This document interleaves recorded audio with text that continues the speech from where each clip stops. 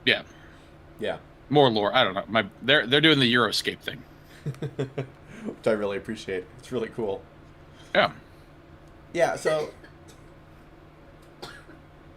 like we've already been talking about giving network more mind enhancement abilities.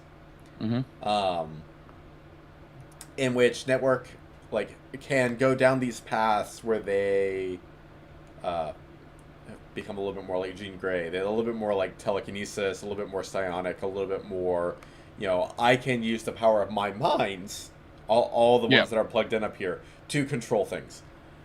Yeah. Which I think is super cool, because like the fact that we haven't had like a real telekinesis character makes me sad.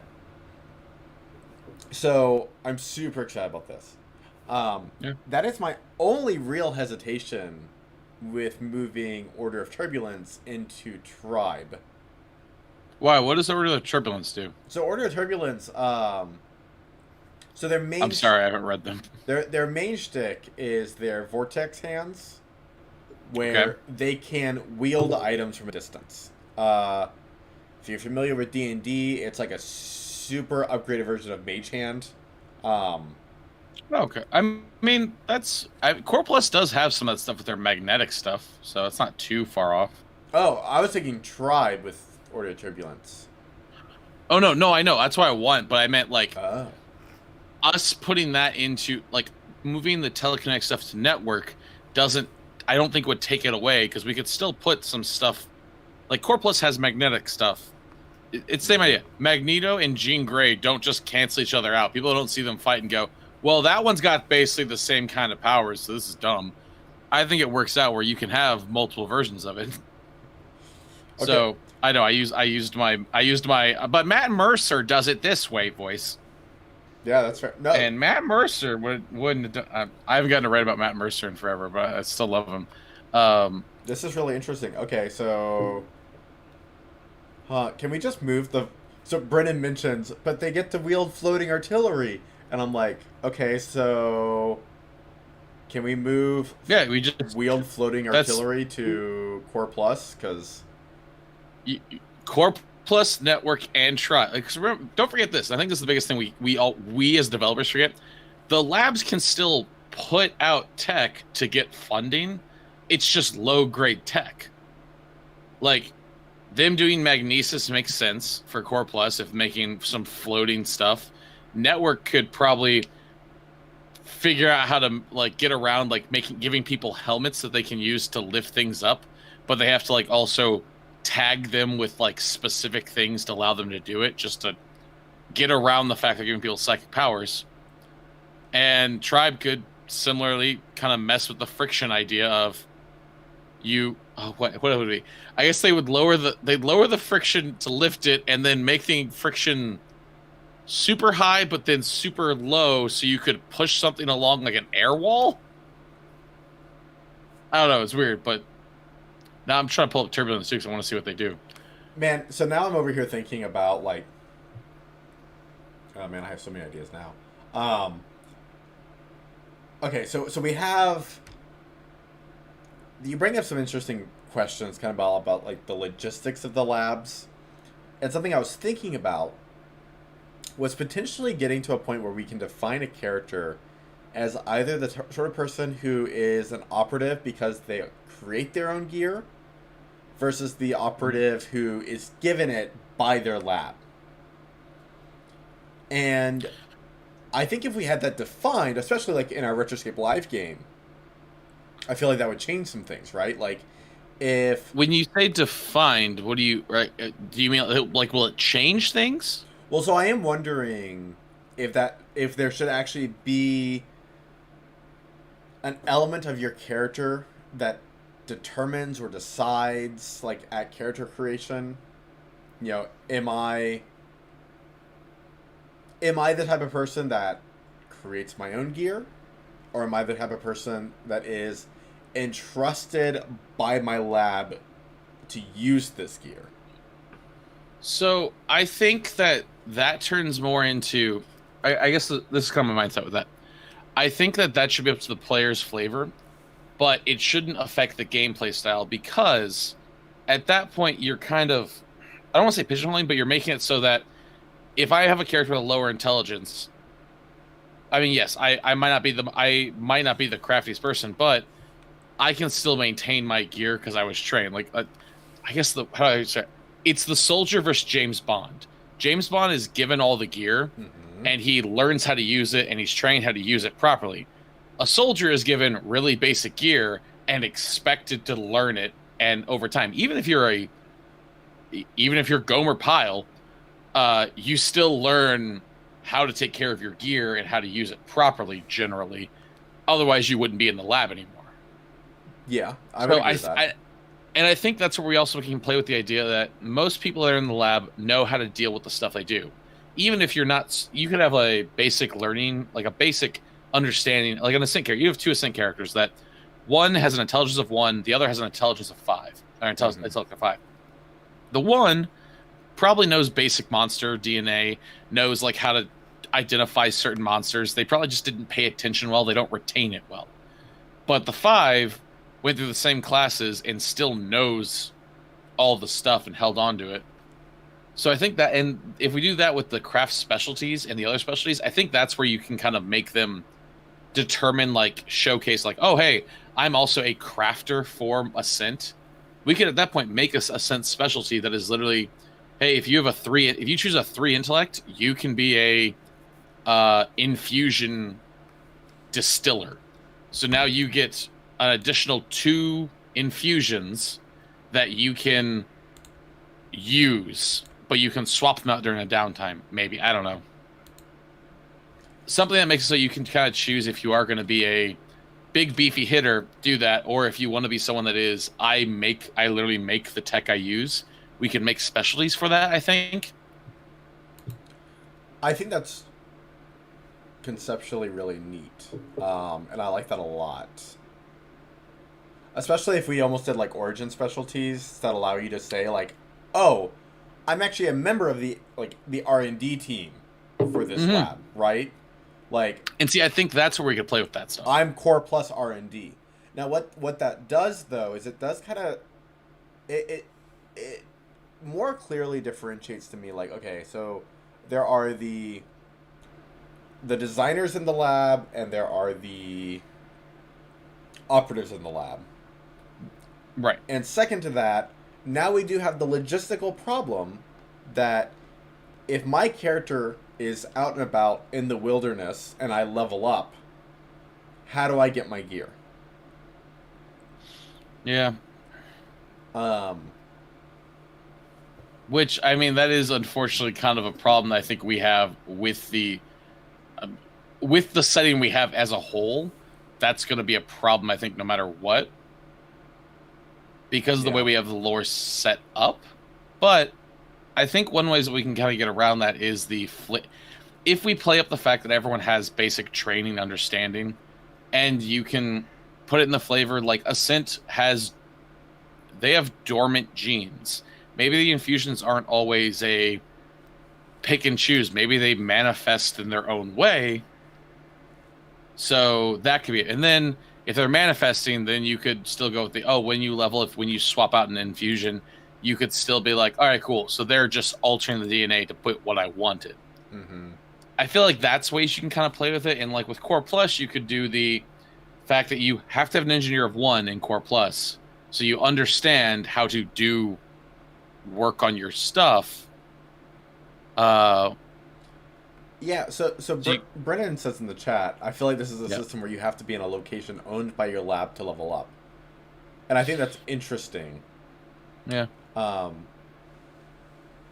I do think that there should be like some...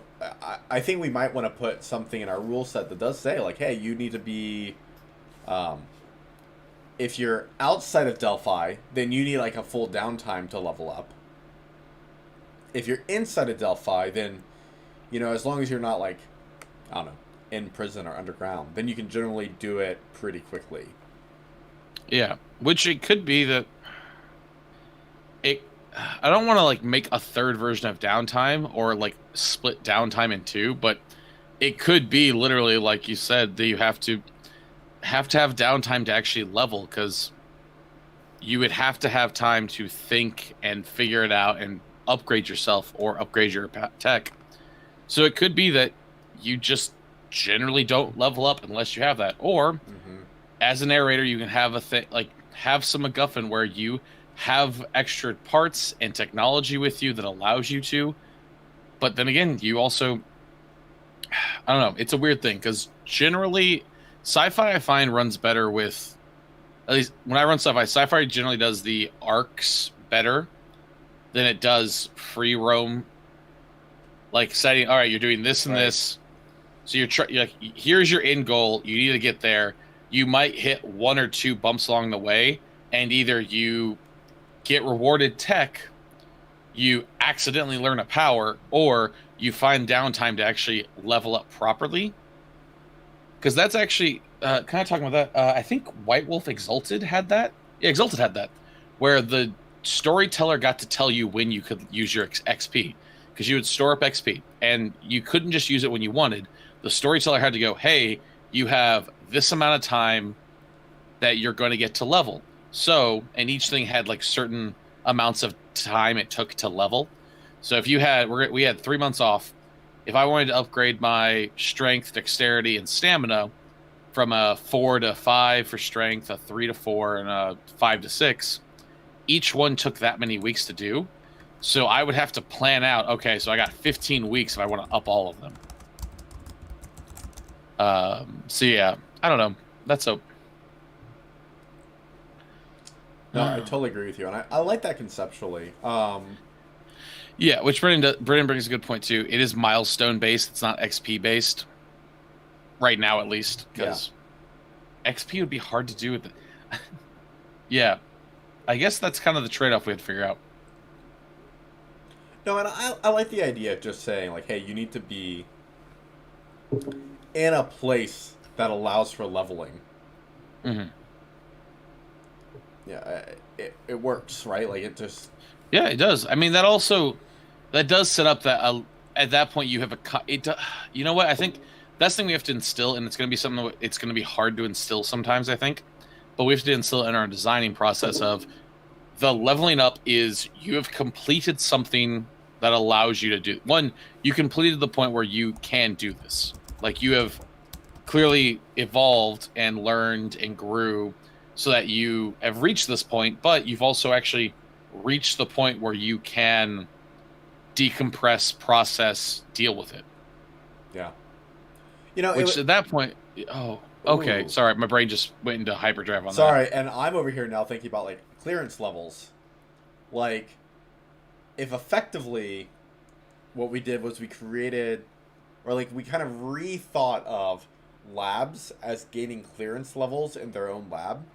Yeah. And that's what allows them to get access to things. Like, especially, like, talking about, like, Depot and their 4th level, like, Void Familiar, which they tell everyone, that's illegal. We don't do that shit. That's awful. You're going to kill yourself. Oh, you're 4th level. Well, now you have clearance. Mm-hmm. You can. Well, at that point, also we can adjust it to being less of you're bad. Don't do that. To you do not have the clearance for this. Do not do it. Yeah. So at that point, it would also become a little bit more acceptable, at least within Delphi, for the most part, to see a fractured beast on the shoulder of a depot operative. Mm-hmm. Because then you kind of play, and that's a really good propaganda piece, I think. Also, there goes. There's a level of how willing they are to share tech with grunts. Yeah, actually.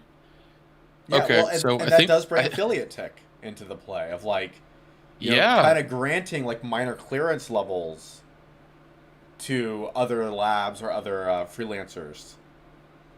I mean, like, look, you're not a timekeeper, but we're going to give you clearance level 1 and tell you some of our secrets. Yeah, which does kind of fit with that idea much better, which also would, I think, could play really well into why labs wouldn't allow people to multi-lab, quote unquote. Because, like, well, you have clearance with them. We're not giving you clearance, too. They might take the stuff off of you, idiot. Well, okay, I'm sorry. This is fun.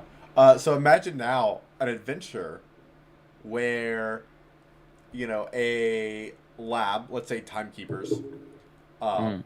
hires the operatives and Right. says, "Hey, we need you to take this mission. This mission is super important to us. We are giving all of you temporary clearance level 3 for this mission. Okay. Here are the now you're not synced to a time. You can't use most of our stuff, but here's some stuff You're a you can use." That's true, And now, which will like, allow people. yeah, Hmm. It would be a way to play with the idea of the black market also easier too, right. where it turns into clearance level and like you get your training. All right, so I think we can at least I'm saying this. You can agree or disagree with this, Daniel. I think we can safely say XP's out the window. Well, yes, but I no, but yes. well, okay, Now, you get experience to get a higher clearance, like. well, okay. What I mean is quantifying and having to calculate XP. I mean, we can do it, but at that point, I don't know why. If you're doing that at that point, it's more of people are playing in.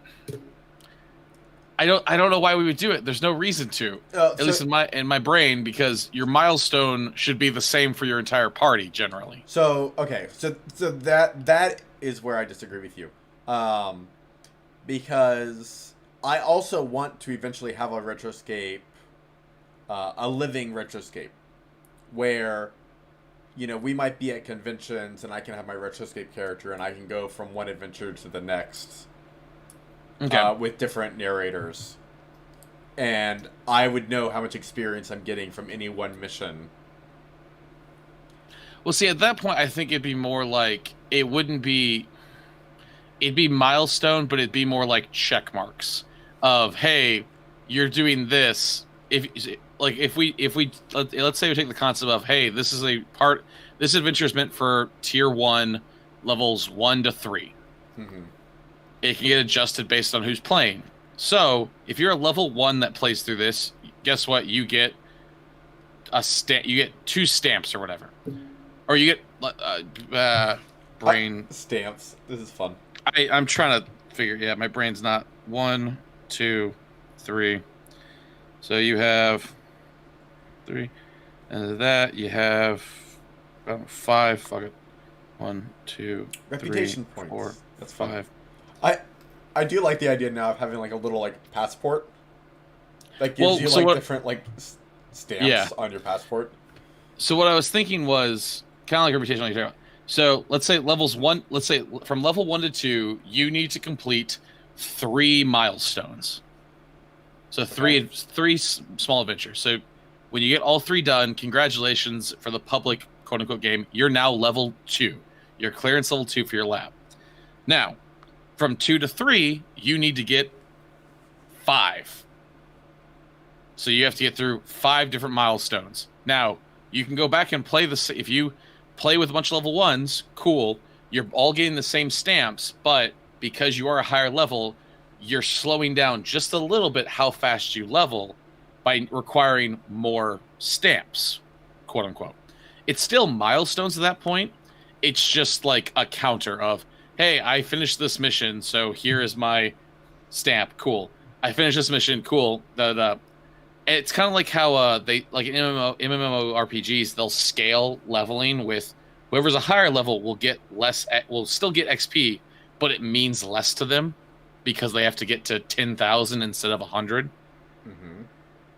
So it could be like that, where from level 1 to 2, it requires 3, 2 to 3, it requires, I don't know, 4 or 5. From 3 to 4, it requires 6. So you can still play missions with level 3s, and it'll still give you a stamp. It'll just allow you guys to, you'll still level. It'll just allow them to kind of catch up with you somewhat to kind of match the pacing. I drew a dot for it, but I don't think it'll show up. Oh, it actually kind of does show up. Wow. Yeah. Yeah. So now I'm trying to think of, you know, Okay, so spoiler alert, we plan on using Retroscape system for Tephra 2.0 whenever that happens. But I'm wondering if we can make this like all kind of like work thematically similar, where imagine that on your character sheet somewhere is a clock, and your level is wherever the hand is pointing, right? So 1, 2, 3, 4, so on and so forth to 12. Um, then the minutes, like every level could be 60 minutes. Now, on a standard year level adventure, on average, you get 20 minutes. And we don't have to call it that. I don't need to call it that. But like something like that, right? Now, if you play in a... If you're a 5th level character playing in a 1st level game, now that number does change. So you're not going to be getting... And I think that's where the problem is that people... I don't think we should have to make it so we have to change the amount you're getting. I think it's just the amount you need to acquire. If we're going to... Only because if at least from my perspective, for me, if I'm doing the same thing as someone else and they get, hey, here's 10 gold and I get 5 gold because I'm already rich, that doesn't feel as good. Right. But if we're like, all right, here's 10 gold to you, here's 10 gold to you, cool, they're going to go buy a +1 sword. I still have to save up 1,000 gold to get my +3. But yeah. I still got to do stuff. Yeah, and I hear that, but then kind of the question becomes like, okay, if I'm 5th level, do I have to play through more adventures or more missions in order to get to 6th level? Well, I think at that point it turns into a tier. Like we talked about, we're doing the 1st, 2nd, 3rd, and 4th tier. Mm-hmm. I think that's where the cutoff is once you reach 4th level, cool. Now from 4 to 5, you need 3. From 5 to 6, you need 5. From 6 to 7, you need 6, 7, whatever it is. And then it returns that again, where like when you hit the tier number, or like when you hit the first of the tier, it goes down again to kind of like let you go. You still level fast in the beginning of your new tier, but it does keep the pacing going. Mm-hmm. And at that point, also, if someone's level 5 and coming to play with like level 1s and 2s, why are they doing that? First off, I mean, it might be fun if you play it right, but even then, it's not going to be that fun for the level 1s and 2s, because at level 5, you're going to have probably 1, maybe 2 combat. You're going to be decimating most things with whatever you're doing. So unless you're trying to play an escort style mission, which could be fun, but that sounds like a very different thing. Yeah, at some point, I had like semi-designed a way of like easily like scaling a character, but I can't now remember how I did that, and I don't actually think it's possible in today's mechanics. So yeah, well, I think that's the one thing I always kind of hated about MMOs is when they scaled you, because as weird as it sounded, like if they scaled you correctly, like it felt like you were still fighting normally, it was fine. But if you're playing a level 5 character and I go to play level 1 for some reason, again, I don't know why I would do that, but if I did, and all my level 5 stuff was basically had to be nerfed, but because of the wider range of stuff we have, we'd have to go through everything to figure out how to do it. Right. Yeah. I don't know. Granted, I could just be biased because I kind of like this stamp system idea, also because I just like stamps. Yeah, no, there's a lot of things I really do like about this. A lot of things. Mm-hmm. A whole lot of things. Yeah. We should go back to Turbulence and Core Plus and Tribe, though, because that was actually... I was interested to see if we're redoing anatomics, I'd rather go ahead and redo labs that we want to redo, too. But I like the clearance levels a lot with the lore bit of like making the lore like that. I do too. Frontier will just be wrong for a while. It always is. We can't publish something and it not be wrong like 3 minutes later. That's true. That's not how that works. No. But yeah, I mean, I mean that's the way. Turbulence looks cool from what I'm reading. But I also guess I want Tribe to have more, in the same way that I want Anatomics to have more than just I make worms. I want Tribe to have more than I run fast and light things on fire. And I know they Right. have quite a bit more than they did because, like, first book they had almost nothing. They have a lot more now, but I don't know. I like the idea of them taking over that core plus side of making just fast things, and like if they're gonna go be like I'm gonna be the speedy guy, like digging into airflow, messing with stuff like that. I don't know. I also just think it'd be cool for them to have air cannons for like air crossbows. I don't know why. I totally agree with you. I'm trying to figure out how I want I really I do like the Order of Turbulence, but I have no issue kind of moving them elsewhere. There is definitely a part of me that likes the idea of providing more kind of like artillery oriented stuff to Core Plus. Brennan politely asked what those numbers were. Oh, Brennan, so if you haven't been to our website, this is on our website where we have 9 reality bending labs, 10 skills. I don't know if that's true anymore. 723 items and upgrades. That was true at some point, and it's probably that's not way true more than anymore. that. Yeah, no, it's... And currently only one jazzy post-apocalyptic world. Though the members of Eureka would argue with that too. Yeah, those are the numbers. Yeah.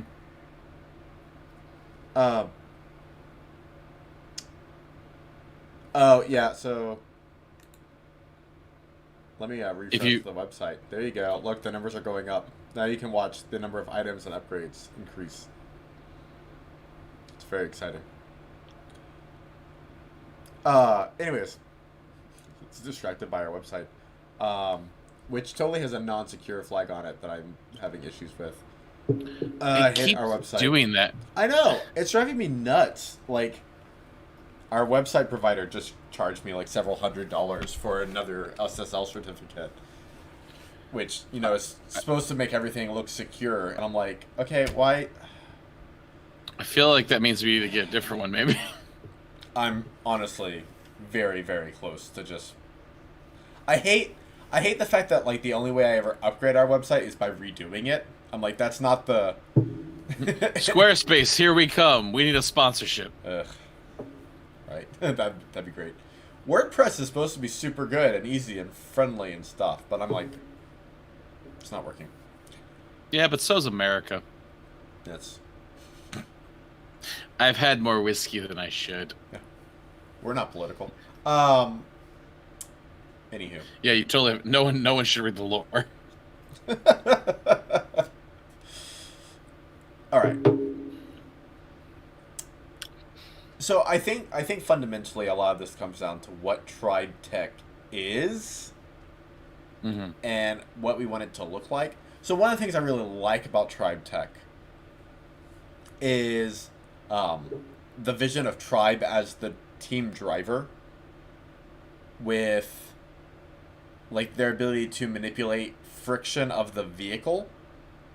You know, making the vehicle that they're in go faster, or slide up walls, or whatever it is that they're doing with it. I mean, those are really mostly the two things, but like that's something I really like about Tribe, and I really want to push for more with Tribe.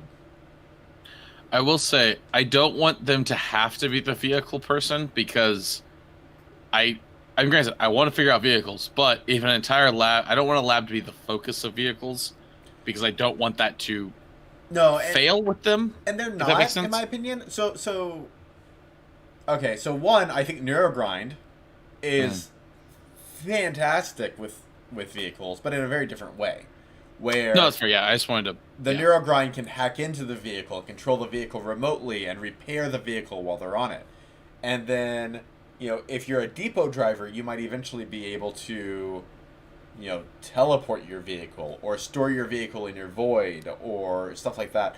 So there's kind of like different takes on vehicles. Mm. God, in Core Plus, being able to charge up from their vehicle or download Yeah, charges. Oh, it's so good. stuff But like that. Yeah. but you are right. Like relegating tribe to just the vehicle person, I don't like. There is a part of me that Mm. likes the idea of like, you know, if any lab is going to be the getaway driver, they're the getaway driver.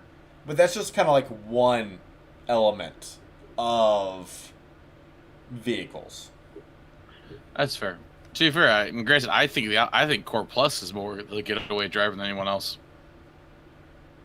But that's because of like the being their own power source, overclocking something, being an engineer, which is why I think that. Which to be fair, that's also that's No, kind of the that's trap a we good fell point. into with network, because we fell into that trap that we're like, oh, they're the social ones, and then finally went, why did we do that? They don't have to be the only social ones. We can give them more. Yeah, we can, but yeah, We're yeah. giving them more. All right, that's fair. Um, okay, but okay. So in all seriousness, though, if I'm not saying we're doing it now, but if we do it, and because if we do it, I have the next 3 days to play with stuff.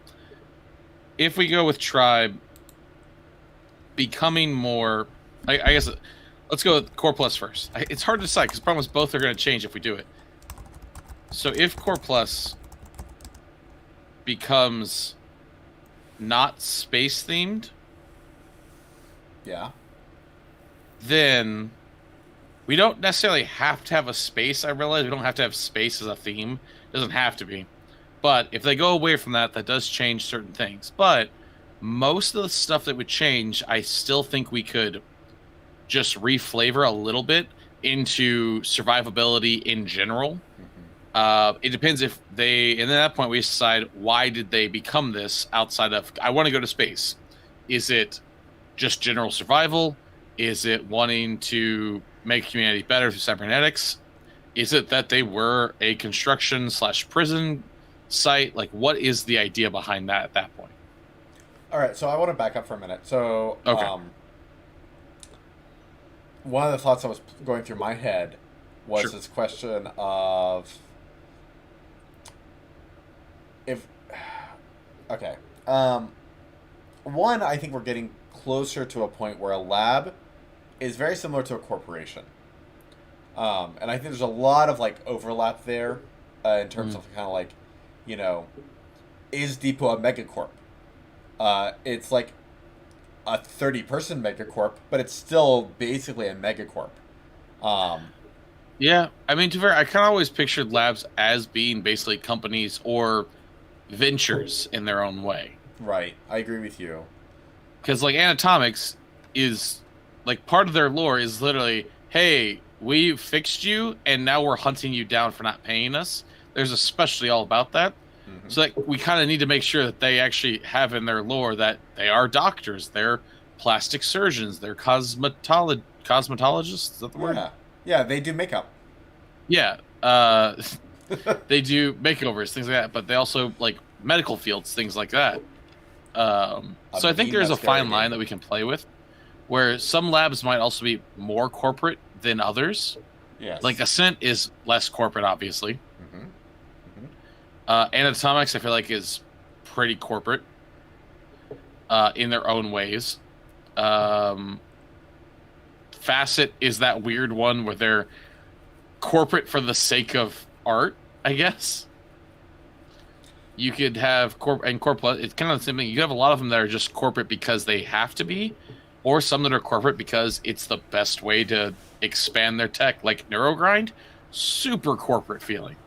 Well, Neurogrind is definitely the primo of um, Right. corporate labs. But so I think about okay, so if you think about the basic uh, stances of the Parliament of Science and why Delphi was founded, to kind of like, or why the lab structure was founded. Okay. This idea that we should protect labs, or like we should labs safeguard this advanced science, and those clearance levels are intended to prevent us from that science, that technology falling into the wrong hands. Right. Now let's look at Ascent. When Delphi banned Ascent, like, does that really fall into that concept? Like, oh, okay, nope, sorry. Y'all can't be a lab anymore because we don't like your technology, so we're just going to let your technology go elsewhere. It's now free floating. Ooh. Well, I don't know if it was meant to go free floating. I think they attempted to shut them down, and then they couldn't do it. Well, and that is true. We actually do have parts of the lore where it says about like how their building was effectively raided. Yeah. And there's that one guy who joined Oracle with Leroy's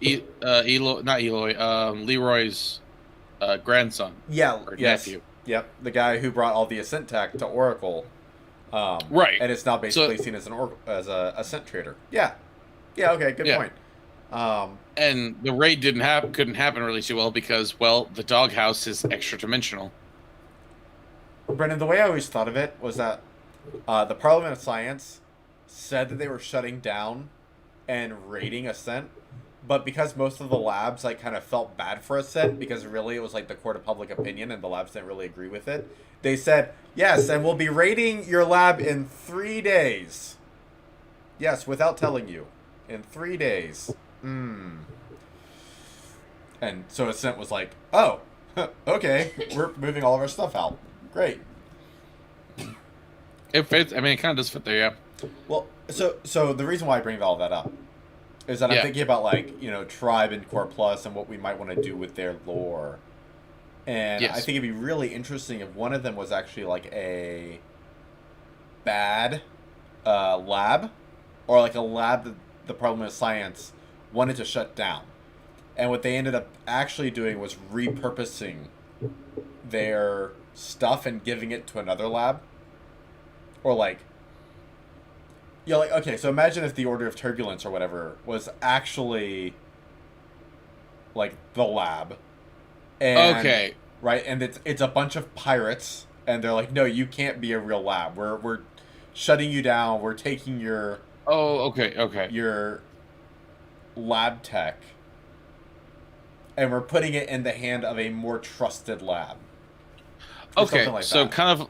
I want to kind of go along those lines. What if, kind of based on that, so if labs are corporations in their own right, they're still labs, but they're also corporations in their own way because they just straight up are because they have to get funding somewhere, and generally Oracle's not going to want to fund them if they can help it. But if they can make technology that they can prove, hey, this is still useful to society outside of protecting it from evil, because the court of public opinion, as we talked about, matters.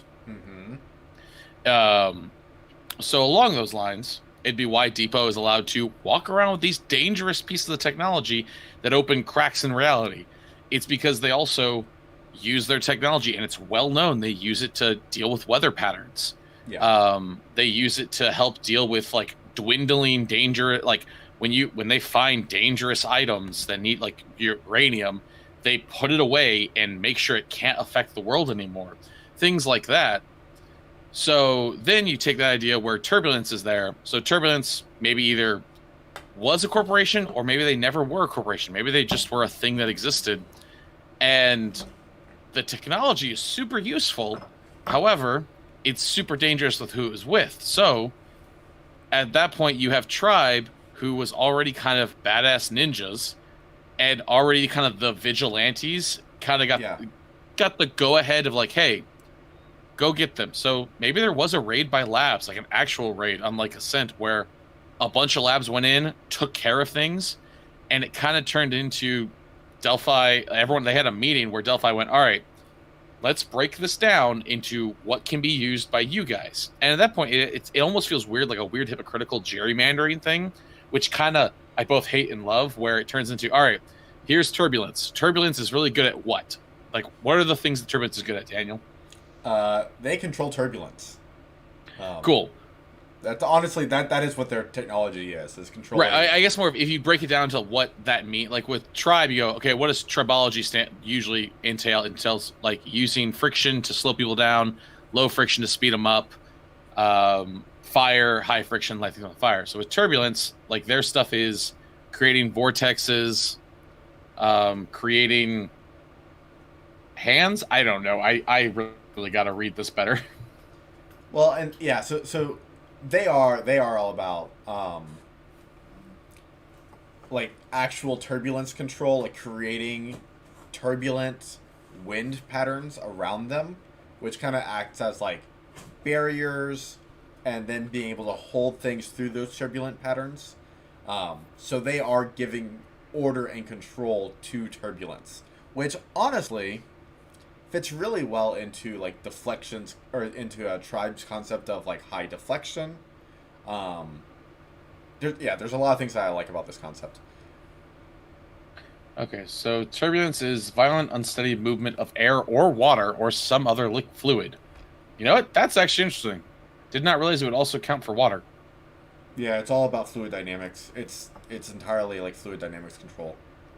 So that in that case, fluid, but, if you break that down, where obviously they break this down, and if you know, so Oracle's there, you have all the labs that are legal currently. You probably even have a Cent there just for Betty's there for shits and giggles. Who knows?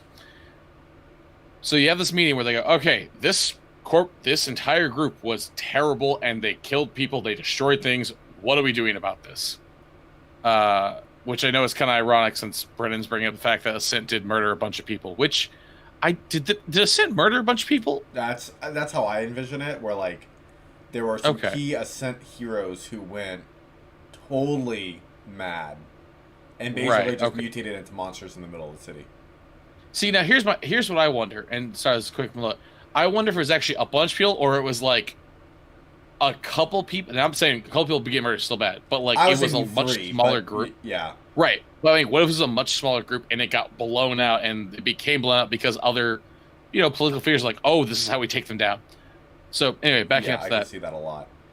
So all the labs are there in this meeting and they go, cool, let's break this down. They control heavy artillery stuff.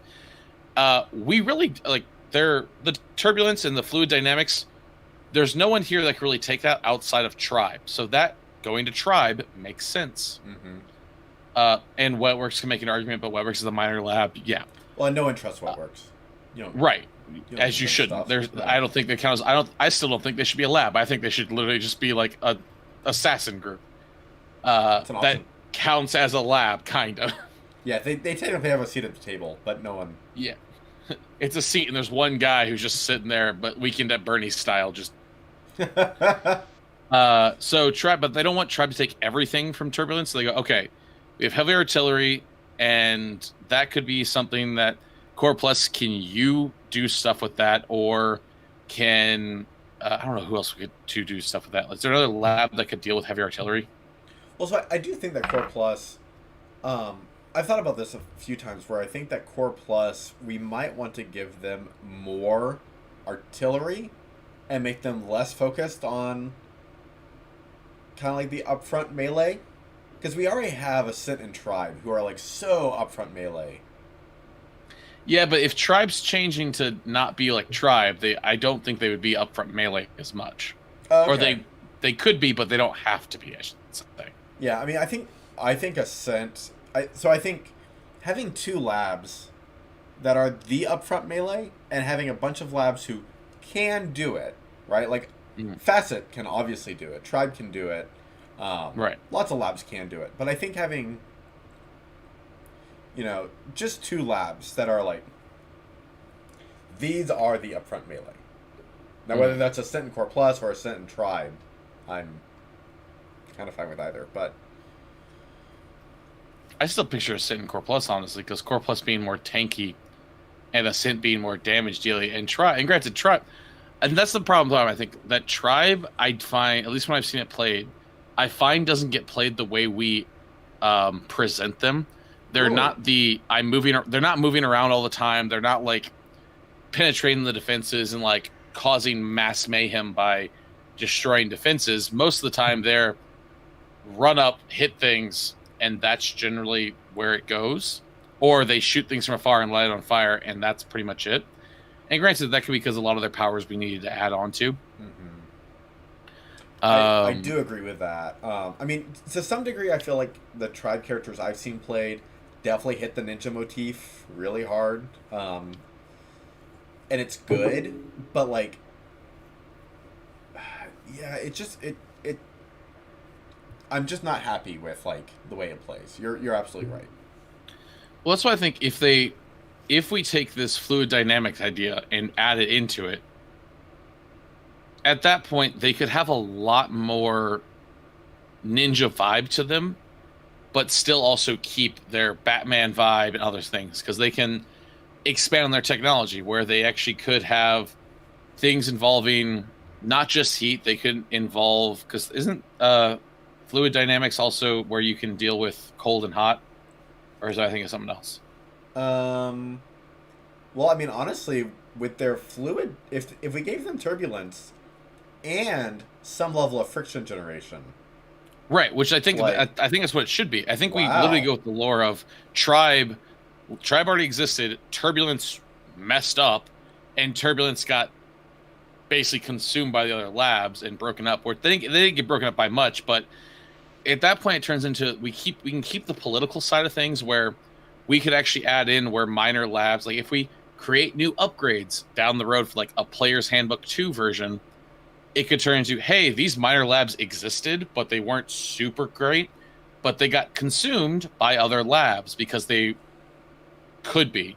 right, And then you have so Tribe and Core Plus take Turbulence over, like the tech, and they're in charge of keeping track of that stuff now. The other labs basically have it as a kind of a golden ticket of, hey, the next thing you find that I can use, you can't bid on. Like stuff like that. yeah. Yeah, so okay, so I like a lot of this where one, it kind of moves our 9 labs a little bit more towards like, you know, proper dystopian megacorps in some of their like political dealings, which I've been actually really, really wanting. And 2, I just can't stop thinking about the idea of a tribe character creating like small fire tornadoes, which just sounds super cool and like a really fun ability. Yeah. Plus, then you can play with the turbulent, the airflow and even water flow can also lead into how they can do their running on water, running along air thing down the road. It also would make it so you could add a lot to when vehicles like kind of evolve in that. They could do a lot with vehicles. They could even do a lot with affecting other people. If they're doing that cybernetic thing, we could make an actual pretty awesome support tribe build that you could be very good at just negating cold and heat by using heat to negate the cold, using cold to negate the heat. Mm-hmm. So at that point, you can play around with quite a bit of stuff, I think, and not making them support, but if someone looks at tribe and goes, I really want to build a support tribe, they could figure it out. Yeah. Well, and I actually want to bring that back. Brennan mentions making a frontline depot. Good luck. Try it. I want to see it because didn't you do that once? Yes, I definitely tried to make a frontline depot. And I was pretty happy with the results. But every time I was actually doing the math and comparing my frontline depot to like an ascent of the same level, like it just didn't quite balance out. It was one of those things where it's like, yeah, in a pinch, my frontline depot's cool. But yeah, like, I'm sacrificing too much to make it work, and like, yeah, I mean, to be fair, that makes sense. At that point, I'm fine with the comparison being like, well, since clearly better at this, like, yeah, but I want to play this. It's kind of like Iron Atomics is really good at healing, but I want to play a support character that can kind of do all around. So I'm going to go with Timekeeper because, yes, the Atomics is better at healing, but I can do a little bit of everything with Timekeeper. Mm-hmm. And I feel like that's how I'll play. Yeah. Because I think I find, at least with like a lot of D&D games I play, people tend to lean towards if they're playing support, they lean to the support that fits them the best. Like if you prefer to heal people, you will generally go towards that easier. If you're better at, if you want to like negate the damage that enemies are doing, you'll kind of go towards that better. I'd say fuck the comparison. It's all right. Oh, hey, Greg showed up. Hey, Greg, welcome. It's good to see you. Brendan's just in a fight mode, man. Yeah. He's ready to go. Yeah.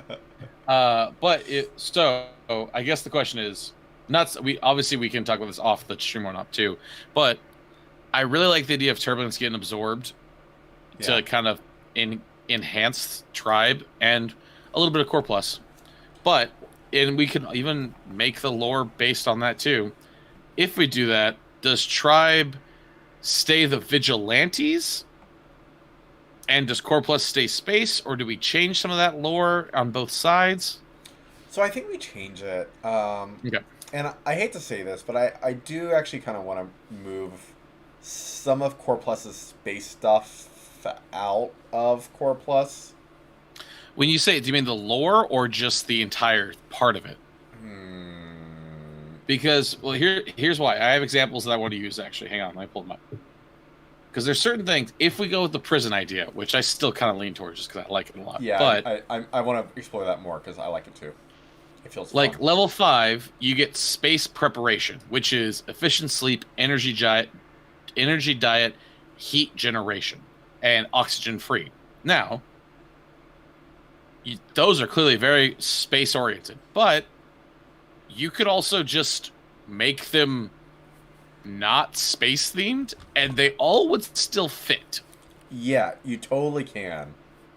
Where it's workforce preparation at that point. Yeah, and that's so like okay. So one, I think that Core Plus is in too many. They have too many different branching thoughts. They're kind of an amalgamation of too many things right now for me. Yep. Where they're the space cadets, they're the punks, they're the tanks, they're the they embed electrical generators into their back. Like there's too many things that I have to pull together for them. All right. Well, let's strip them down then. So that said, like, if we take away space, I'm fine with that. Personally, here's the thing. You know, my vote is also the punks, just because I still don't see the punks working with them that well outside of like the couple of art pieces. Really? Okay. Well, because here's the biggest thing with them. I never see them as the punk. I would see Ascent as the punk kids before Core Plus, unless the Core Plus is literally like, I would almost look at Core Plus more like the quote unquote poser punks. It sounds mean to say that, but Ascent literally went through, hey, we got kicked out. We literally have to either do crime or do nothing with what we've learned and trained, or, you know, go get brainwashed out of it so we don't remember any of the stuff we've done or any of how to use our, like, the powers we have, which is kind of, you know, that punk metal side. Core Plus's entire thing is, hey, we had a really rich girl. It sounds bad with that, but they had a really rich girl that showed up with all this money and went, let's build fast things. Hell yeah. Which sounds cool in concept, but why did we get to electricity generation and biomechanical like upgrades? Like, where did that come from at that point? I agree with you. No, God, it's like anatomics. There's too many like mind leaps. Okay. Real quick, Brennan, one, you can totally challenge me. It doesn't mean I'm going to do it. And two, it's not Texas scorpions. It's all scorpions. Scorpions are just evil land lobsters with stingers. There's no point in them existing. 3, the prison thing throwing you off. Let me try and see if I can explain it better so it makes sense. If they did the prison thing of, hey, there was some prison corporation that either inside, outside Delphi, however it was, basically was building the most efficient workers with their prisoners. So you take that side of things. What if some of those prisoners were actually really smart people that actually was having to build the tech for the, kind of like what Daniel was talking about, where the difference between R&D and operatives, or active operatives, or in the field operatives, whatever you want to call them. So the prisoners were doing that because they had to build into that, where eventually when the PF1 breaks free, you have the guys who built it and the guys who had to use it kind of figuring out together. Or if we go with the construction side, like Daniel was talking about with Tribe Plus, or with Tribe Plus, with Tribe originally, if they were construction based, we could also just go off of that.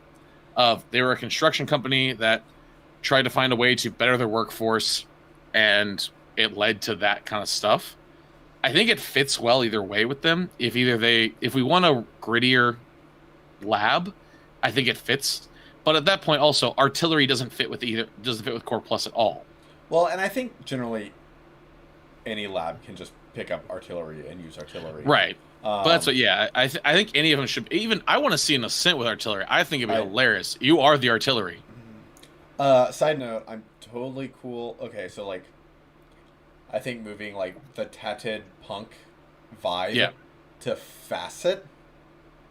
I think facet and ascent should get it. Yeah.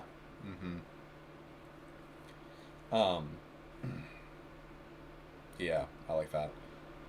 So punk vibe to facet and ascent. Because then also it's not just, and granted, I love the look. I want the labs to all have their own themes. I want them to be in the same realm of existence. Right. Because Core Plus just came out of nowhere like, hi, punk, yeah. Yeah, no, I totally agree with you. So Core Plus didn't create the initial batteries, but they built things off of those imposed batteries and used it to create the tools to liberate themselves. That would actually be very punk if we went with that side of things. Yeah, that's true. But it does turn into, well, why did, at that point, the thing is, though, why, again, they're punk as hell, why did they go down the route they went down then of, hey, we're going to have exoskeleton suits, we're going to have living batteries, we're going to be so and so and so and so. So at that point, maybe it would actually make the most sense for Core Plus to keep the space thing, and make them into the ultimate, like, look, our goal is to survive the next apocalypse. We are working on... We saw the worst of humanity, and guess what? It survived. Well, so I like the idea of... Okay, so part of the history of Core Plus is that, a lot of the founding members were children sent into space right before the apocalypse occurred. They are cryo-sealed, and they wake up some number of years later. So I think it'd be interesting if, like, they almost, like, more held those views, if that was a little bit more consistent, where, like, yeah, they have seen the apocalypse, and, like, they're getting humanity ready for that next step. In a similar way to the way that Anatomics is doing, but in a very different way. Okay, so at that point they wouldn't keep their punk stuff then. No. Yeah, I'm in this vision. Yeah, I am totally nixing their punk element. So they're still. So let me make sure I get this right. So they're space. They went into space. They came back from space or rescued, however they got there, and they basically are still of the mindset of like, listen, you all survived, awesome. We're pretty sure it's going to happen again. Yeah. Though I am curious about what Brendan just said, but what if Core Plus was the underclass of the space society, and they were oppressed and rised up? So we do have that prison colony idea. Interesting. Yeah, no, I'm totally on board with there being a space colony that. Well, because we have that adventure that is a space colony. Mm-hmm. Prison. We literally have a prison space colony. Well, there's some other tidbits in our lore about similar sort of like, space colonies and stuff like that. So I really conceptually like that. Mm-hmm.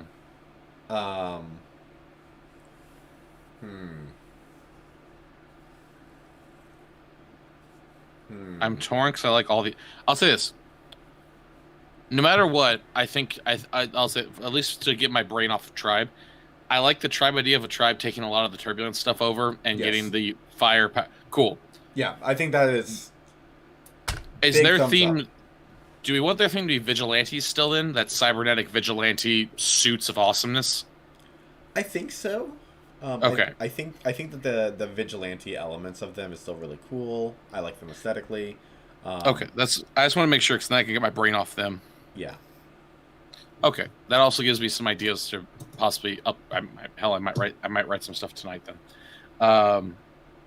So Core Plus, I like the kind of two or three ideas we have right now that could. I think anything could work. It just turns into which one do we want it to be? Of the kids going into space, where the at that point the joke could almost become also Core Plus could claim that they actually are the oldest lab because their founders. Anatomics and Core Plus, it would get to have that back and forth of, well, technically we're from before the war. But the space colony idea also of prison colony isn't that bad of an idea. Because yes, There's such a part of me that's like really interested in still keeping kind of the Echo storyline there, and which you could do with the space colony. well, and I'm You could do with I'm either one. I'm now like building the storyline in my head where um, the colony is like What okay, if we do? so imagine now like okay, there's a group of people who are like the seedy underbelly, um, Right. of the space colony. Sure. They are working to start a whole revolt to take over, and in the midst of this revolt, that's when Echo attacks. Ooh. And now Okay. they're kind of forced to like, okay, do we stop that revolt and help them, putting ourselves at risk, or Do do we? we? Yeah. Yeah, and then of course we have to like destroy the space colony and drop it on Earth because that's what you do with space Well, yeah, colonies. but at that point also we have an awesome crater that we can build a whole city in because spaceships. Yeah, we always Okay, need but craters. wait. Okay, so one, kind of based on what Brennan's saying, what if we combine both the ideas for this? Specifically, what I mean is, so the kids pre-war, kids get shot into space. Those same kids get picked up by the prison colony, but this is the 80 years down the road after everything's happened. Prison colony picks them up, throws them into work. They help build the revolt that happens, and continue on from what you were saying about the revolt and Echo and all that stuff. But then at that point, those kids, when they get to Delphi, the reason they want to go to space involves Echo, but also the fact that the evils of humanity survived because prison colony existed. Why the hell did that exist 80 years after humanity destroyed itself? So that kind of turns into them going, well, clearly we need to get into space because what if Corpus has that, whether it's a hero complex or just that we want to get away from Earth because it's safer out there with the giant monster, or they want to get rid of the giant monster in their own way. But you could have a couple different ways they could go where they could still be from the past, do the space thing, get captured, do the revolution, Echo attacks. They have to decide on that.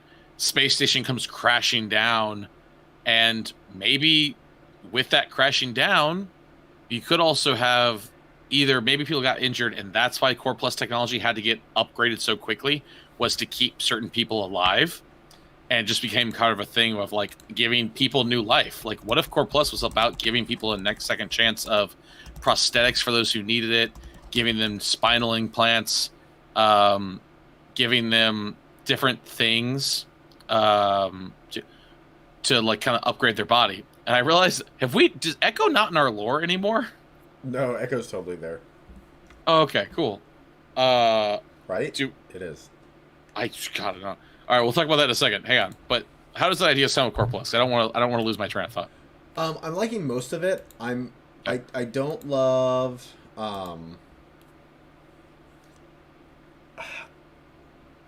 I'm debating the prison colony element. That's fair. Um, Partially I think because I almost want like prison and prison work and stuff like that to be more. I almost want to throw that into like tribe and fit that better into tribe. Um, Why though? because there's something about tying like tribe's vigilante look into like hard seedy. But Batman never profited off the criminals. Exactly. We're not Batman. That's for sure. Um, We could. I guess I feel weird in the fact that, to be fair, I feel weird that private prisons still exist in the future, because that's what it sounds like. Is private prisons still exist in the future? Well, and then we start debating how utopian are we? I don't know, man. I just want to. I want a place a little better. I want my monsters in the shadows with like werewolf teeth to be the biggest problem, and there's a giant zombified hound chasing me. Also, friction prisons would be some of the best prisons. Yeah. Yeah. Um. Oh, yep. There we go. Echo, right in the Core Plus lore. Um. But this is like literally the only mention of Echo that we have is. Do you want to talk about Echo and what Echo is? Or do we want to like save that and like do a post I about can talk it? about the theories as to what Echo is. Okay, I guess we could talk about our theories we have about Echo. Because I don't think that this is like nothing is fully set in stone with Echo. And Echo is something that Jake and I have debated for like multiple years. And the fact that we know we want Echo, we love the concept of Echo. We're still kind of working through exactly what Echo is, but Right. So I think in our last stream, we revealed the fact that Oracle is time warping. Timekeeper. Yes, Oracle is the original timekeeper, but in a really weird way, where Oracle has lived through her own lifetime multiple times. And the reason why she's able to create Delphi and foresee so many things is because of having lived through her own timeline multiple times. Conceptually, however, or at least, so the way I see it, Echo's belief is that, or sorry, Oracle's belief is that Oracle would live until either random chance killed her off, or Echo came to kill her. And again, we had a lot of ideas floating around, but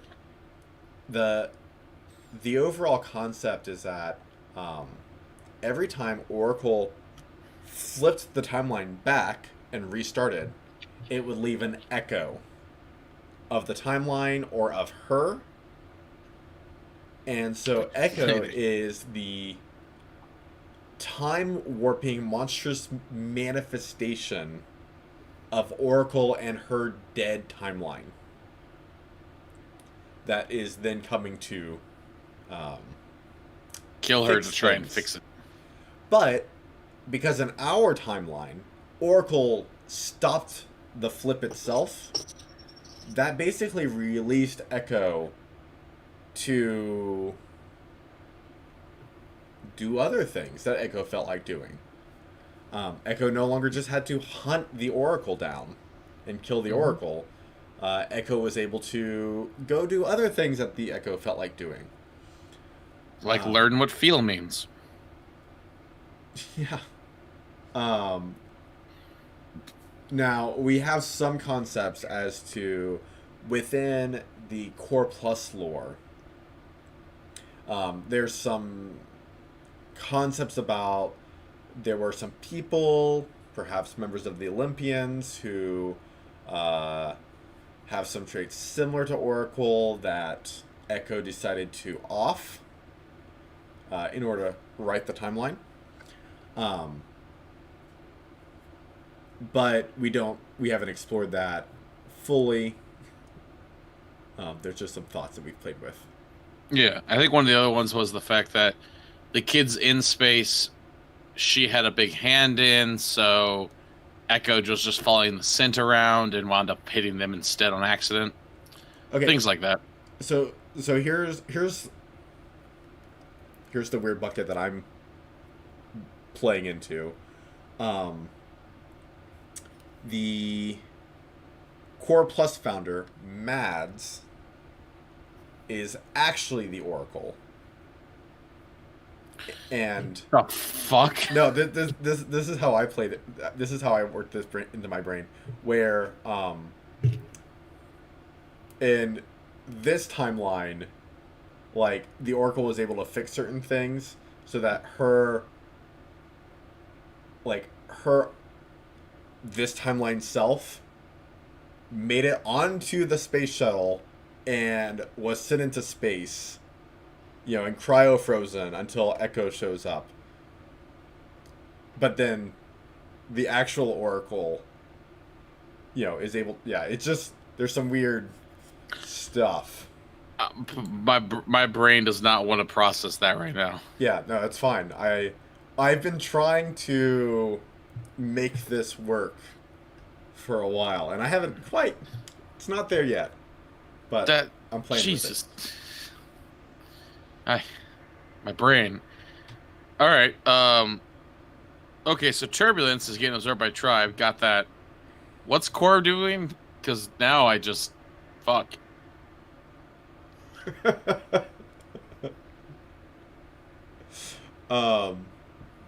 Careful, Brennan. YouTube will get mad and say you're spamming if you're not careful. What are you talking about? I'm having to accept every one of Brennan's comments now. Yeah, because if you do it that fast, it goes, "Hey, this is spam." Time travel should always be a major plot point, because why not? Nothing's a major plot point until the book's published. Yeah, that's also true. Anyway.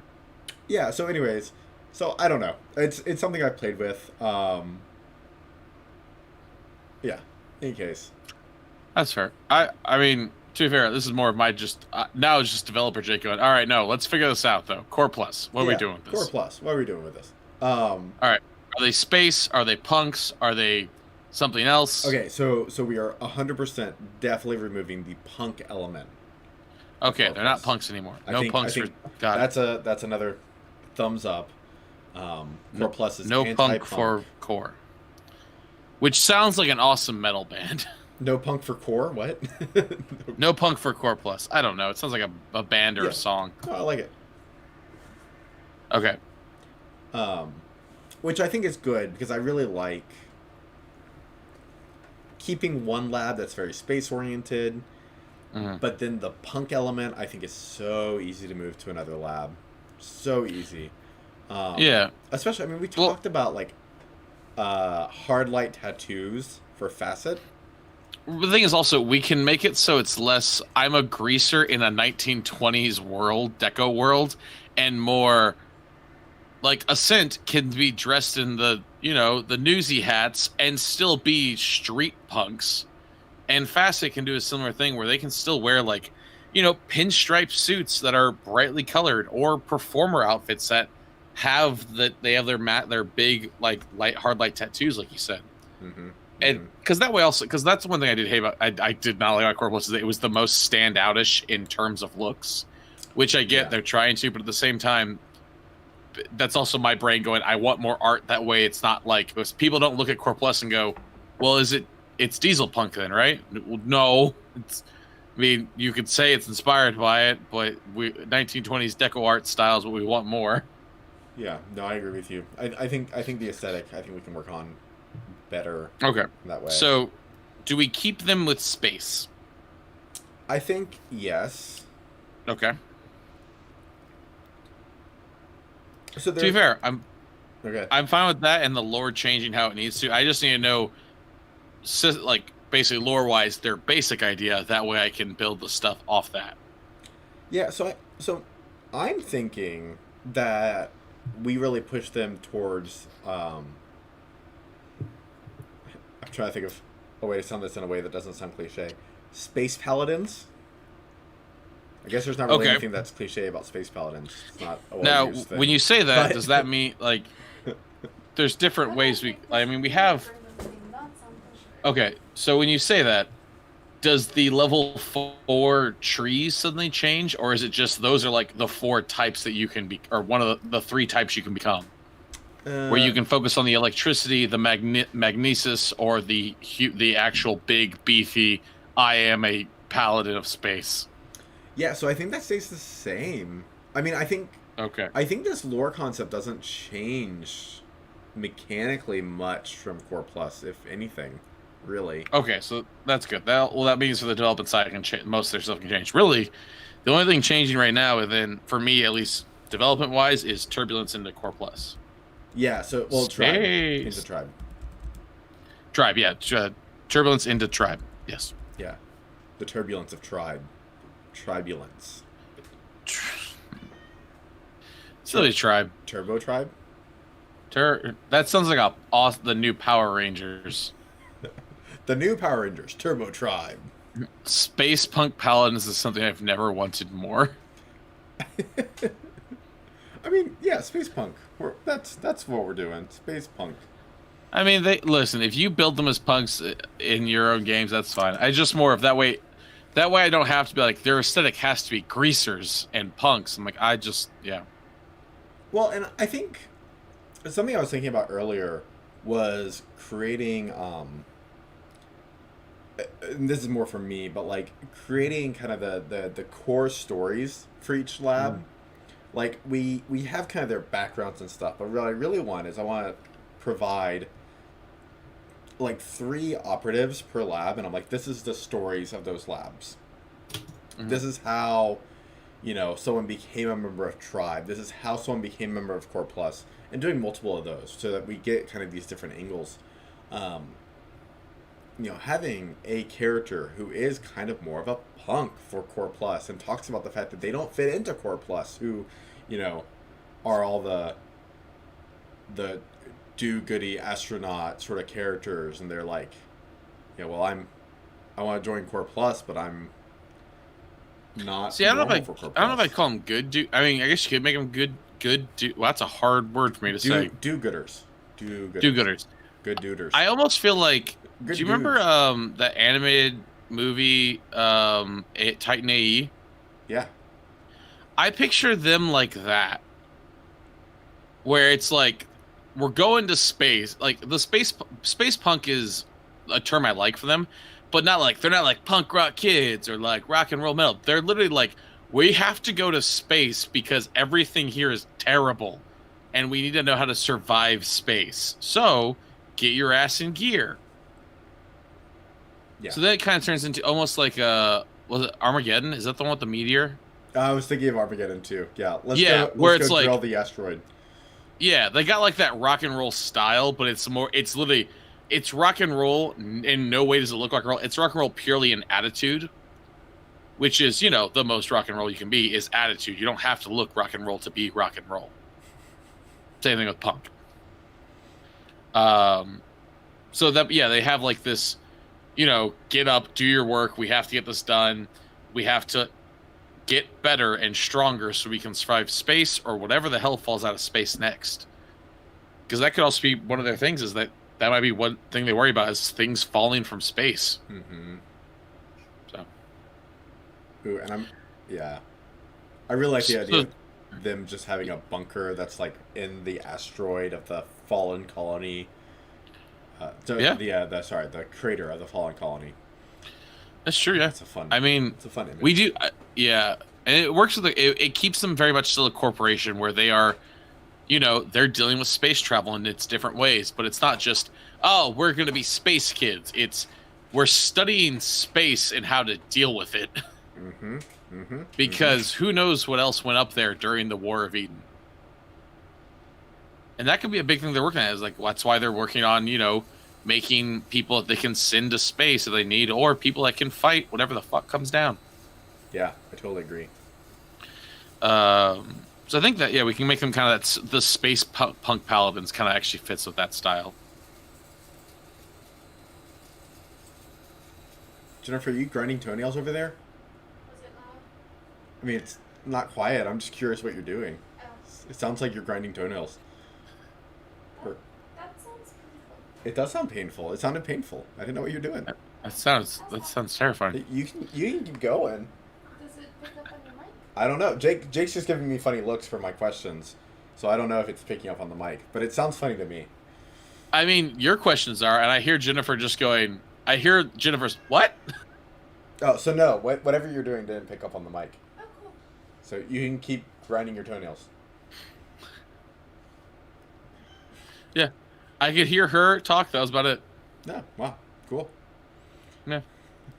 Okay, so that's some good. That's all right. So Core Plus, that's minor change, but a good enough change to know the difference.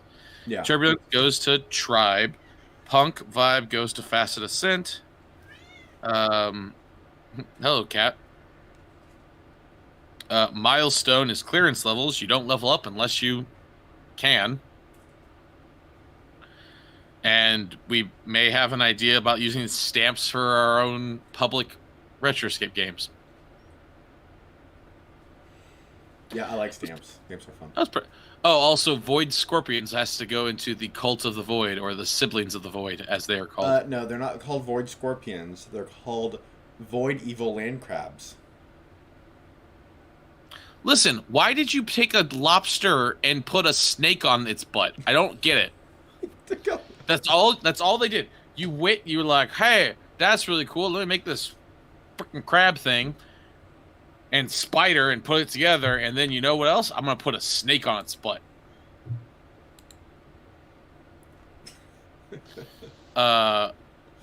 It was kind of the roundup voice, mostly also just to make sure I remembered everything we did, Brennan. It can be the roundup voice. I'm good either way.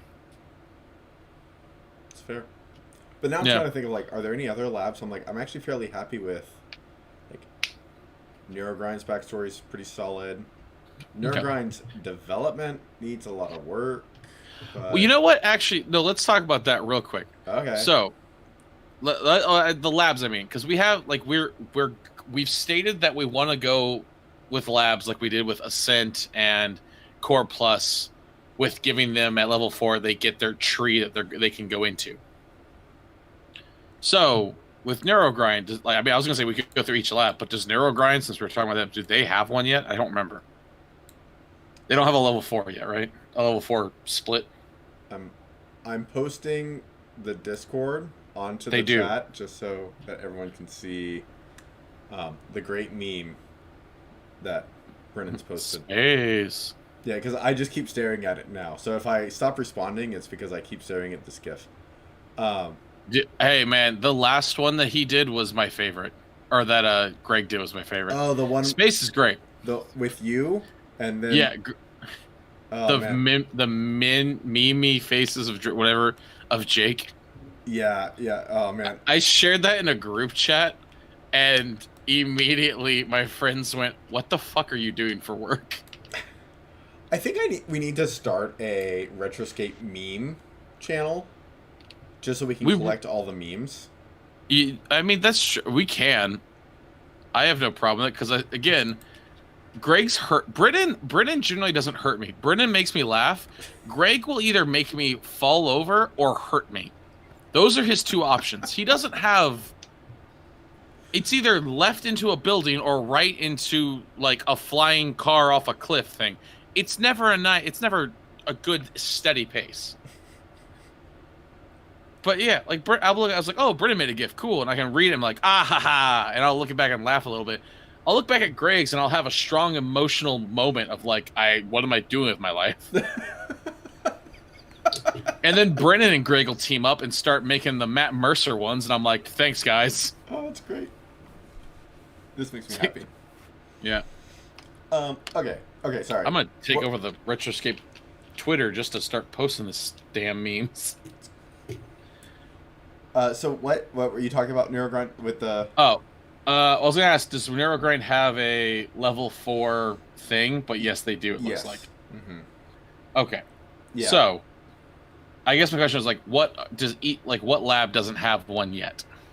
There's a couple. So, Anatomics does not. Yeah. Right. Which I think we're working towards with the bacteria split and stuff like that. Yeah. Super excited about. Oh, man. Having a pandemic lab. Oh, man, I hate talking about pandemic lab and being excited about that during... It's a band producer lab. But... they produce music and concerts. Oh. Okay, that sounds better. Remember to vote, please. If you live in America, remember to vote. Yeah. And if you don't live in America, please vote as well. But, you know. Yeah, vote for your own political stuff. But, you know, you can watch our dumpster fire go. Ugh. Yeah. Anyways, I had a lot of whiskey. I'm sorry. Even if you didn't, it would still be justified. Even if I didn't have whiskey, I'd still be saying this, to be fair. Yeah. Okay, so Core Plus is good, Ascent's good, Depot's good. Facet is another lab Ooh, that needs some work. Facet is. Yep. See, that one I have an idea. I kind of have an idea for that one. That Yeah. one we could play with we make a super sniper. I don't know why. Or super ranged character, a super melee stealthy thing, and then one that's just like the super illusionist.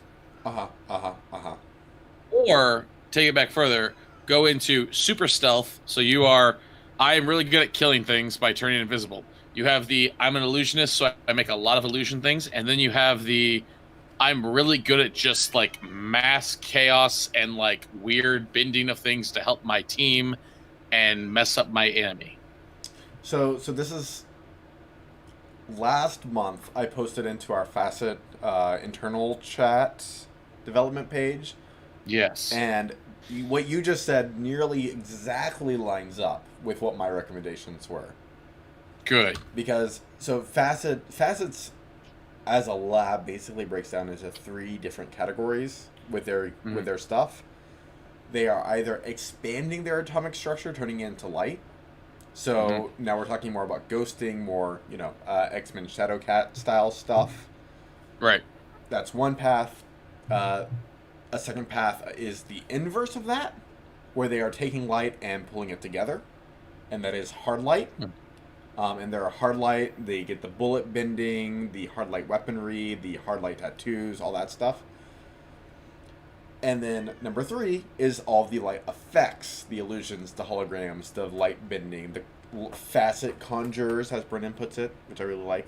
Yeah, so I think playing with those sorts of like how they use their technology is what I really want to. Yeah, yes, I think we're on the right track with them, and I'm excited. Okay, cool. I found a D12 from Teffer.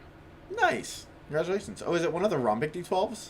Yeah, it's actually like the last one you ever had. Oh, nice. Yeah, because you gave me the last set you had. Yeah, I said that, but I'm pretty sure I have like 2 more. Cause You son of a. I'm coming back for them. I'm gonna come back I'm gonna come to Texas just to get them. I wanted them for a full Retroscape set for myself. Well, I think I have like 2 actual dice, but I think they're just like in my private collection. So. Oh well, then I'm not gonna take those. Are yours then. Yeah. Okay, so Facet Network Tribe. does not. Network.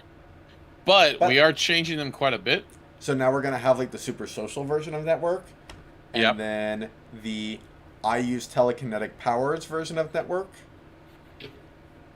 and then I don't know, maybe like the Skillshare version of Network or I don't know. I'm not sure yet, but. Yeah. Okay, so it could be like social. It could be the boost, like boosting everyone up, and just like the kind of chaos. Yeah. Well, I'll say boost / deter enemies, and then you have the kind of, psychic, telekinetic, Psyblade kind of crazy people.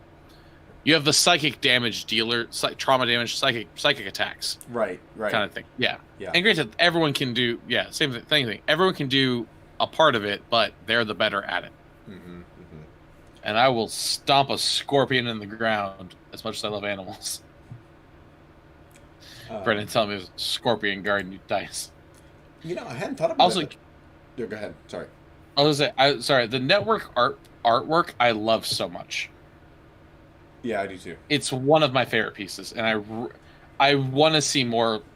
Just more, because it's one of my favorite. I think we have like 3 landscape pieces, and this is one of them, and I love it. The other one being, of course, the tribe, the cover. Oh, sorry. That was my ramble for that. Yeah, no. And then tribe. Yeah, tribe's the last one that doesn't have one. Have a thing. Actually, timekeepers don't have a 4th level split. Don't they? No, surprisingly not. I thought. Yeah, they do. Reversion, multi-timeline, and quasi-possibilities. I can't read. I was like, I worked hard on that one, Daniel, and also Kristen took reversion. You're totally right. I'm sorry. I was like, that was the one that me and you spent a week talking about. What does quasi possibilities mean? Oh yeah, we did, didn't we? Quasi Yeah. possibilities. Yes, that's a great. Tri- I just like tribe that though. sound. Yeah, Okay, tribe. so Tribe's now gonna have tornado friction fire. we could make it the three types of tribe are maybe mobility, so both anti and pro, um, temperature control, fluid control, kind of stuff like hot, cold, things like that, and then I don't know what the third one be. I feel like something to do with like the penetrating power or like something in the just Wait. damage dealing slash defense cutting. Tell me your first two again. Mobility, mobility control, whether anti-mobility or pro-mobility, and then temperature control slash fluid control kind of stuff. Okay, so I think temperature control would be really interesting. So currently they have this the territory concept, Right. which I actually think is going to work super incredibly well with moving Order of Turbulence into them, because now they can just like start their like territory of turbulence control. And now we actually have like we can please Brennan with proper like descriptions of what that ability looks like. True. Because it's you're creating an aura of turbulence control around you. Yeah. Turbulence, friction, like you're controlling all of it. Now, the other thing I was thinking about is what I kind of want to do is I want to make most of their early level abilities with friction just built into their equipment, so they don't have a friction modulation ability. Yep. And instead, at 4th level, that can be something that they spec into, is being able to better like create and control friction of items that they're not in direct contact with. That makes sense. So I can, cause my allies or my enemies to slip or stick or stuff like that, right? Okay, yeah. Which would, and at that point that turns into kind of like it works with they absorbed another lab to kind of deal with this stuff. So yeah. So now their earlier level abilities are about like their own suit. They have control over the friction of their own suit and the weapons that they use and the tools that they use. But it's not until like a 4th level tribe that specs into, tribological modulation. Right. $8 words.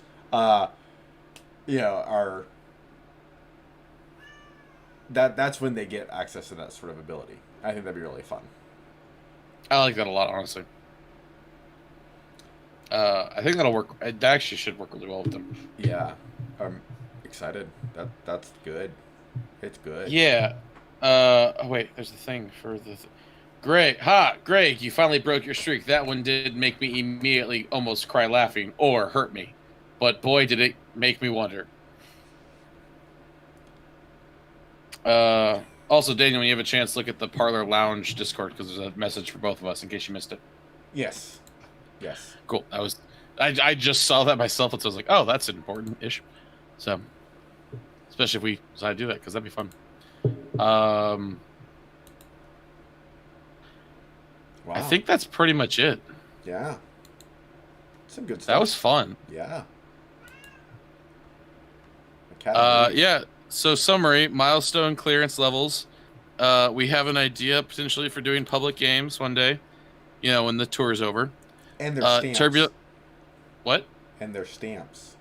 And their stamps. Yeah, Stamps would be so cool. Stamps. Yeah, Turbulence is being absorbed by Tribe and keeping their vigilante theme. The punk vibe is going away from Core Plus, going to Facet and Ascent. Core Plus is going to keep its space theme, but be more like space punk paladins who are just trying to survive. We figured out we have an idea for Atomics build. We have a Facet triple build. We have a network and a tribe one now. And Atomics we'll play with later, I'm sure, because we got a lot of stuff with them. And I think that was pretty much everything. Yeah. That's awesome. Yeah, but I think we can close it up. Sounds good to me. Join the Patreon, join the Discord, all that fun stuff. We should have an adventure coming in the next like couple weeks, right? Another one popping out. Yes, we definitely should. I think I think we're doing one, and then I think we're doing I can't remember if we're doing it or not, but I thought we were going to drop the kind of adventure I made for the session 0. I'm going to drop in our Patreon, just to be like, hey, this is what I used. It's a cleaned up version of it. But yeah. Yeah, I appreciate it, and hopefully we'll be back to our regularly scheduled Retroscape Live game next week, depending If on Mother Nature doesn't try and kill us all again. player health. Yeah. Yeah. But if there's stuff, I mean, if I'm still doing the bi-weekly Friday stuff. If Daniel ever has like a Friday off, I'm gonna try and rope him in so he can come chat with me in the video, not just in the chat. But last week we made a cult. That was a lot of fun. Next week, I'm terrified what's gonna happen next. But I think that's everything we have to do on that. But books are on the way. Yeah, they should be. I'm hoping mine gets here in the next day or two because that's when it's scheduled for. Ooh. Well, if that's true, yours are going to beat mine by like a week. But that's fair. Yeah, and if you have ordered a book or have a book on the way because you're one of our top Patreon sponsors, I'll let you know as soon as I have tracking. But yeah, it's been a little slow right now. So yeah, understandably so. But yeah, if you hey, you have a whole week now to go join the Patreon, and if you raise your Patreon, I'll throw more winged gnashers at them because why not? don't give us money. Haha! Or you can just put a note that says you want to help the operatives in the stream. We'll do something like that. Oh, that sounds cute. It's kind of like what is it? Hunger Games. Yeah, where you pay money to kill the operatives or not kill them. Yeah, you can drop in nice little buckets of supplies. Oh yeah, just like Hunger Games. Yeah, if you have, kind of like people talking about, if you have friends that want to play it, send them our way. All that fun jazz. All right. Bye. Bye. Oh, where's my exit stream? Aha, there it is. Woo.